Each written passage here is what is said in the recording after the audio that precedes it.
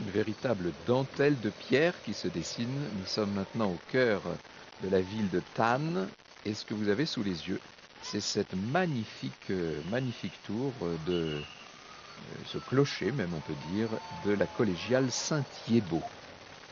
On sait que les habitants ont l'habitude de dire que Strasbourg a le plus gros clocher et Thann le plus beau. On comprend pourquoi ils le disent, parce que c'est vrai que c'est somptueux. Et l'intérieur de la collégiale, qui extérieurement promet beaucoup, eh bien l'intérieur tient largement ses promesses, avec, comme vous pouvez le voir, ces très jolies clés de voûte polychromes, avec ce grand buffet d'orgue, avec un mobilier assez impressionnant, et notamment des stalles qui comptent parmi les plus belles de toute la région.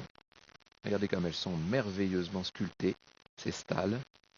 Le sculpteur a même fait preuve d'une certaine facétie, comme vous pouvez le voir. Il y a aussi dans cette très belle collégiale tout un ensemble de vitraux qui sont dus au père Kim En-jong, que je salue très chaleureusement parce qu'il se trouve qu'il est mon voisin à Paris. Et vous avez bien sûr cet extraordinaire portail. Toute la façade ouest est une sorte de grand livre d'images absolument magnifique, avec tous ces personnages, vous voyez, des voussures qui sont entièrement historiées. C'est particulièrement spectaculaire. Le tympan principal de la collégiale représente la vie de Marie, ce qui est relativement rare.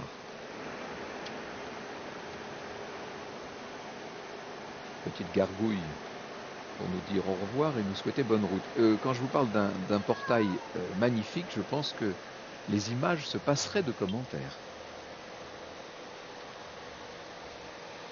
Vous voyez les tuiles vernissées également. Alors ça c'est l'héritage, hein, toutes ces tuiles multicolores, très jolies d'ailleurs. Ces tuiles vernissées sont l'héritage des restaurations de la fin du 19e siècle. On trouve ça sur tous les monuments d'Alsace quasiment.